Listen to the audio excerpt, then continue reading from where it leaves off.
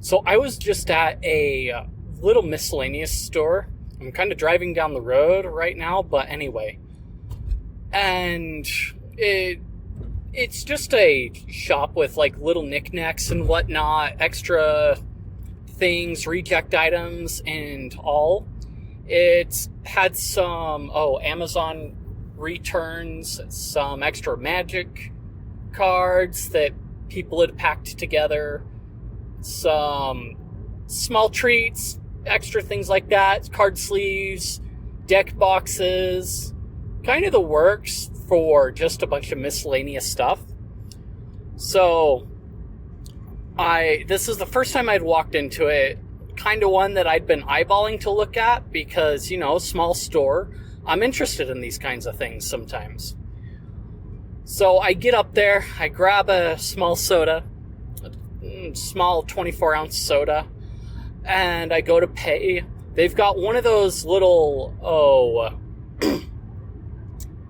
card readers, that a nicer one from basically Shopify. You see some of these like from Square and a couple other places where it's just connected to the Square network or what have you. Apparently Shopify has one for physical stores, and it does all the things. You can dip your card into it, you can swipe your card, you can tap your card, you can do Android Pay, Apple Pay, Samsung Pay, the works. What really got me, though, is how connected it is. So I go up there, I pay for it, I go to pay, I tap my card like I always do, and then I turn around to leave, and then I remember, oh wait, there's probably something else on the screen that I need to tap. And I go and I look at the screen, I'm like, okay, it'll probably ask for a print receipt, and it does that, it's just fine. I usually get a print receipt on things when I get a receipt, tax deductions and things like that, because sometimes when I buy magic cards, I've got to write all that off on my taxes, and I just make sure I have the receipts for it. So, come down, go looking at the screen, and it asked me where I want to send the receipt, because, we're in the modern age. It's like, do you want to send it via text? Do you want to print one? Do you want to send it to an email? And it had an email and my phone number connected to it. I never put that information in the screen at all. It just automatically had it. So I don't remember ever saving my card to Shopify at all in anywhere. It's possible I could have done it in one place, but the fact that they can pull my phone number and email from tapping the card is kind of weird. It kind of feels very, very, how should I say, it's like, wait, what? I did since when? What? Yeah, you get the idea. So, I haven't quite looked at the information that is transferred over when you tap your card, but I would imagine it's similar to you are sending a card number or a card number token, and then it probably sends a name connected to it and a zip code possibly.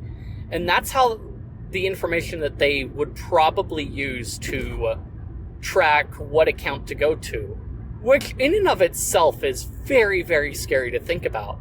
That just off of your card information alone, they can track a Shopify account and connect it at a physical location. And again, this is the first time I've been in this store, so to see it pull my information up like that was kind of very odd.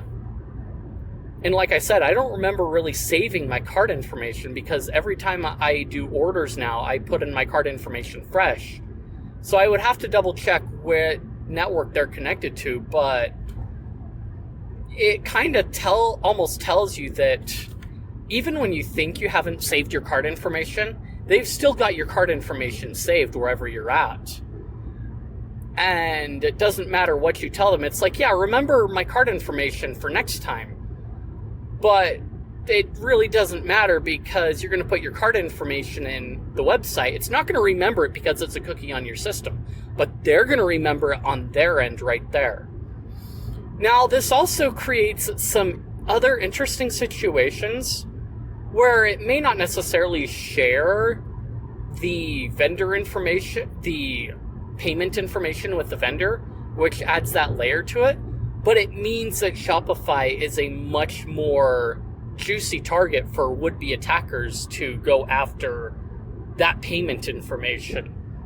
So just like Google or Microsoft with one-time passwords or the two-factor authentication codes, you create an issue where Shopify all of a sudden becomes this central database of payment information, and it just becomes that much more of a target for would-be attackers to get not only payment information that they can now defraud, but it also allows them to get analytics on what people are buying, what people wear, by what things more. So you can track people down by region and be like, well, these people tend to buy these items more, and then that can be used to further advertise to people on how in manipulating them and so on and so forth. You get the idea. Ads and tracking then just become more of a target that way because now the information's leaked out, and who knows where these advertisers get this information from, whether it is totally legal or not. And I'm not sure if there's a transaction fee charged by Shopify. I'd have to go double check again. But if not, then that means that it's possible that Shopify is selling that, quote, air quotes, anonymized data to advertisers in order to make money to manage transactions. Because now a small shop has a free service, they get the payment devices for free or for a cheaper price, but Shopify makes their money by collecting data off of shoppers that shop at these different places and tracking transactions that go through there. And it could also mean that if Shopify decides that this shop is no longer eligible because they're selling the wrong items or what have you, then they can shut them down from payments as well. But anyway, that's neither here nor there. That was kind of a scary situation that I ran into, and hopefully I can pull all the car driving sounds out of it just fine. The audio just fine. If you liked the content, if you enjoyed it, if you think I deserve it, like, comment, subscribe, leave any criticisms you have or what have you. I appreciate it. Feed that algorithm, like I said, and I will see you guys in the next one.